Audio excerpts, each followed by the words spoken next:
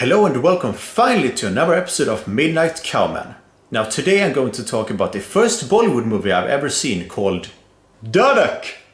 Or well, you know, Dhadak. So it's about this guy Madhukar who is in love with Parthavi.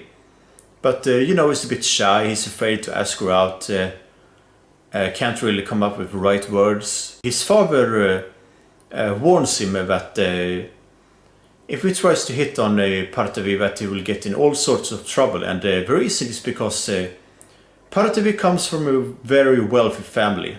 Her father, Rup Singh, is trying to win the next election, and he will really take any means he can, and I really mean any means. Madhukar tries to avoid her at first, but eventually ignores his father's wishes because she's just too adorable for him.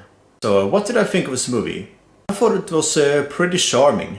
Like Madhukar is a very likable guy that you can't help but root for him when he amusingly stumbles as he tries to win Parthavi's affections.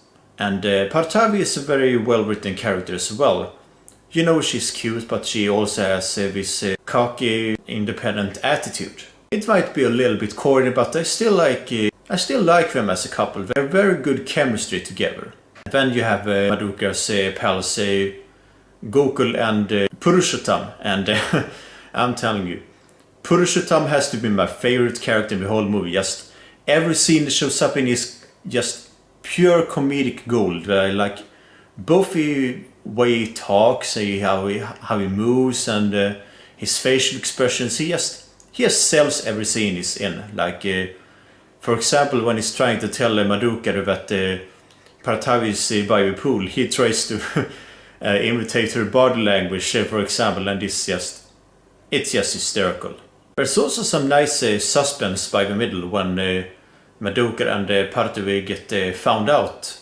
Rup Singh catches them as they are about to kiss each other, and the movie gets very intense. It's very, very well directed suspense.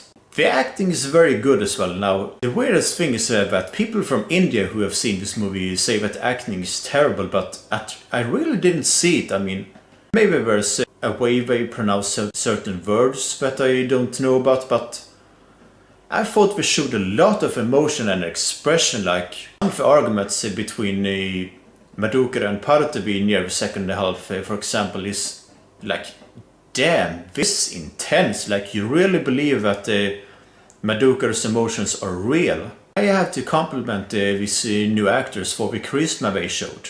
And the acting from the adults is very good as well. Like, for example, the guy who plays the villain, Rup Singh, he really is very intimidating. Like, you wouldn't want to mess with this guy. The guy who plays Parthavi's brother, who also is intimidating, he also does a very good job. And of course I have to give my compliments to the guy who played Purushottam, because I can't think of anyone who could have done that role better. Like, I would like to see this guy in more movies. Like, he definitely has the potential to be a very good comedy actor. There's also the actor who plays Sachin, who helps Madhukar and Parthavi out. I thought he was, you know, pretty good as well. A lot of charm to his character and his performance. The story is a typical forbidden love.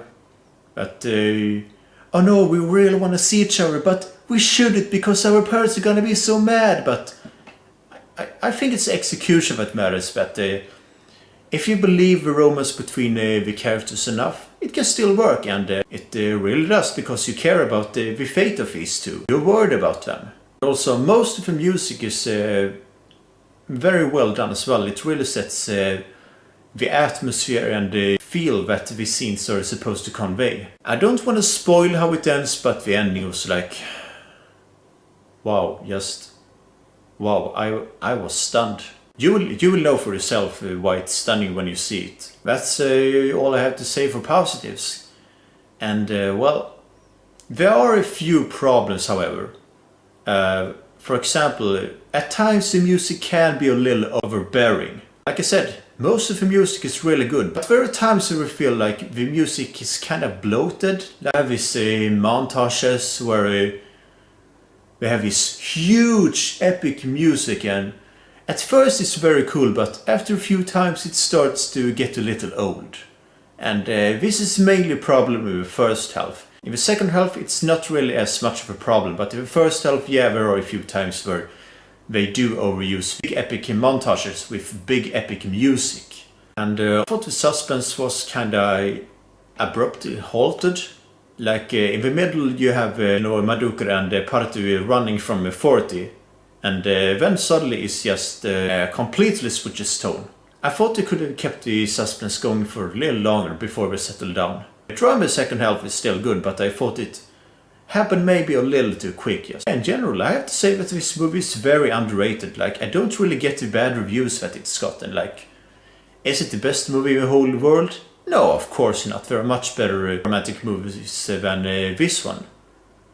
But I still think it's a very solid, cute little movie that deserves more attention. If you've never seen a Bollywood movie before, or just wouldn't like to enjoy a well-crafted, emotional, romantic drama, I'd say you should give us a look. So overall I have to give Dhadak 8 out of 10. And now the second movie I want to talk about is The Gift. Now The Gift was a movie that went a little bit under my radar, because I planned to see it back when it first played in theaters, but I just forgot for some reason. Like there are some movies I want to see that I kind of forgot, and then a few years later it's like, oh yeah, that movie, I was gonna see it. So one night I decided to finally check it out, and anyway, it's about this couple, a married couple, Simon and Robin, who moved to a new house to get a fresh start, implying that things weren't all that well before. Simon goes shopping, and he bumps into his old classmate Gordo. And you know, it's awkward to say hi, and he tries to quickly hurry along after that. I'm sure we've all been in those situations. Gordo just shows up at their house one day.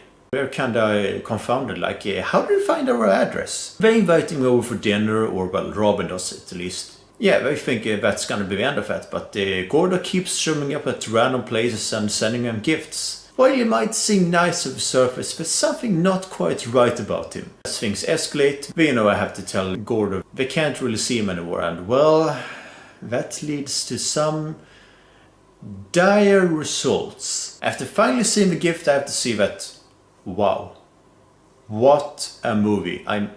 I'm so glad I finally gave this a watch, because this is one of the most well-crafted thrillers of the 21st century. Now, first off, what's so great about this movie is that they really find the right balance between making Gordo kinda likable and very creepy at the same time. You know, he's kinda pathetically likable, but you feel a bit sorry for him. You can tell right away that he doesn't really have many friends, and he's just trying to make contact. But at the same time, some of the things he says, and you know, even a little the way he talks, it just gives you the shivers. Jason Bateman gives a terrific performance. Before we were used to seeing him in light comedic roles like Arrested Development, The Switch, but in this movie he gets to show his more serious side, and he does a damn good job at that. I think this has to be his best performance I have seen to date. Sure, he's a pretty good comedic actor, but as a dramatic actor he could really go a long way. His character is equally complex as Gordo, that he's not just this instantly likable guy. Simon can be a real jerk. You see him say these really harsh things about Gordo, and you kind of feel like he's going hard with the guy, even though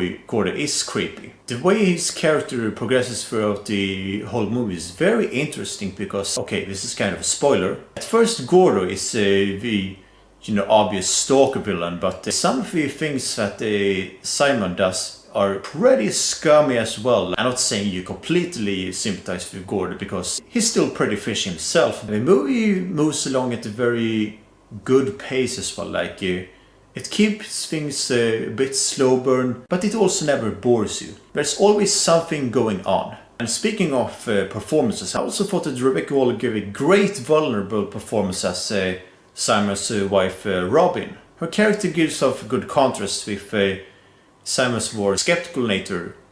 That she's the one more willing to give Gordo a chance. That she thinks she has some good qualities, like, oh, come on, Simon, he's just trying to be nice to you. While Simon is more like, no, he's weird, he's Gordo the weirdo. This is a nice little conflict in the movie, very realistic. And Jason Edgerton, of course, has to be commended for his amazing performance as the stalker Gordo. He really gives his character a lot of complexity, really giving the perfect mix between creepy and sort of likable at the same time. Just like in movie Dhadak, this movie has a great ending. Now, one of the problems I had with newer thrillers is that sometimes the ending is just kind of, ugh, I expect something way better, but this movie really is well written all the way up to the end. Like, even the very ending is well done and fits with the rest of the movie. Yeah, sure, for a few minutes I was worried that the movie was not really gonna go any further, but instead it took one step beyond and ended in a way that really shook it to the core. I don't want to spoil anything, but once you get to the ending, you will really feel like you've experienced something special. So that's my review of The Gift, and do I have any problems with it? No, not really. I would say it all the way through is a terrific thriller that you really shouldn't miss out on, because it's fucking great. So anyway, I give The Gift a 9 out of 10. Finally that's done. Yeah, see you next time, and shout out to Apologist.